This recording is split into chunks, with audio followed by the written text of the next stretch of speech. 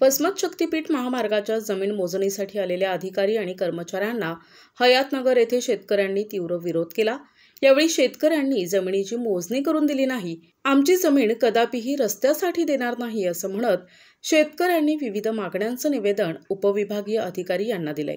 तालुक्यातून जाणाऱ्या शक्तीपीठ मार्गाला जमीन देण्यास शेतकऱ्यांचा विरोध कायमच दिसत आहे। सर, हे रस्ता अजिबात करायचा नाही, आम्हाला रस्त्याची काहीही गरज नाही।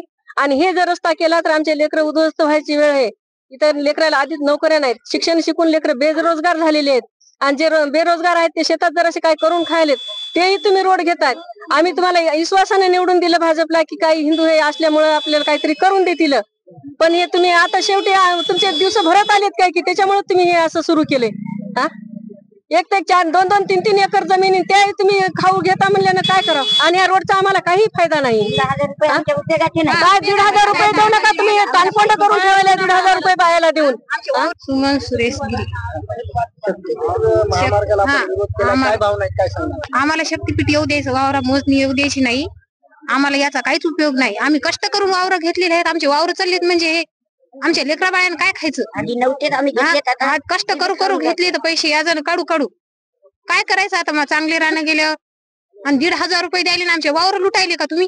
हे बघा, आज आपल्या इथं मोजणीसाठी अधिकारी आले होते, पण इथल्या सगळ्या शेतकऱ्यांनी विशेषतः आपल्या माय भगिनींनी असा प्रकार विरोध केलेला आहे की इथला एकही शेतकरी मोजणीस तयार होऊ देत नाही। तर मला शासनाला हेच सांगायचं आहे की या मोजणीमधून आमच्या या फुलणाऱ्या समृद्धीला जर तुम्ही नष्ट करणार असाल, आमच्या नाताला लेकराला जर तुम्ही उपाशी ठेवणार असाल, तर इथल्या महिला असोत, मुलं असोत, चौपाळून लुटणार आहे। तर एकच शासनाने लक्षात ठेवावं की हा सगळ्या 12 जिल्ह्यात व्यापक विरोध आहे।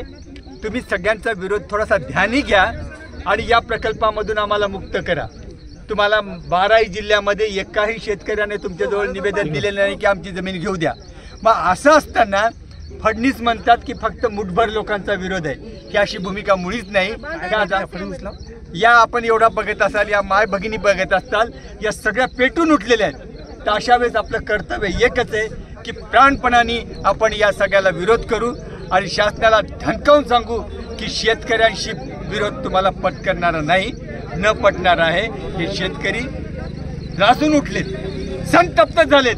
अशा संतप्त शेतकऱ्याचा विरोध करायचा असले तर आम्हाला सामूहिक आत्महत्या केल्याशिवाय दुसरा मार्ग नाही। कारण तुम्ही आम्हाला जिद्दीला पेटलेत, आमच्या कुठल्याच म्हणणं तुम्ही ऐकत नाहीत, मान्य करीत नाहीत। आमची जी आम्ही जे निवेदनं दिलेत त्यालाही देत नाहीत, आम्ही मोर्चा काढला त्यालाही प्रतिसाद नाही। मग आम्ही काय करावं? एकच उरले आपल्याजवळ, या माय भगिनीसह सगळे शेतकरी सामूहिक आत्महत्या करीत। हा आमचा शासनाला शेवटचा इशारा आहे। पंतलाबाई नागनाथ महाजन। काय आज शक्तीपीठ महामार्गाची मोजणी करण्यासाठी आली आहात तुम्ही? काय भावना आहे तुमच्या? आमच्या भावना आहेत ना, जाऊ नाही म्हणून शक्तीपीठ आम्हाला पाहिजे नाही। आमची हिर चली, आमचा बोर चला, आम्हाला काहीच गरज नाही शक्तीपीठाची। आमचे लेकर एक तर उज्ज्वल, एक तर नोकऱ्या नाहीत आणि आम्ही काय खायचं? उद्या माझे लेकर जर काय उकरून खातील, नोकरी नाही काय नाही, मी तर गेलेत आता मार्गाला, पण माझे लेकर काय खातील? ना तू पण तू म्हणजे लेकरू कष्ट करून मरायला मज आणि म्हणजे लेकर काय खातील सांगा ना तुम्ही साहेब? किती जमीन आहे तुमची? आणि मला जमीन किती आहे? 4-5 एकर जमीन, मग काय सगळी नेली आणि तुम्ही काय खाणार? आम्ही आम्ही काय खाणार? प्रतिनिधी नंदू परदेशी, NTV न्यूज मराठी, वसमत, हिंगोली।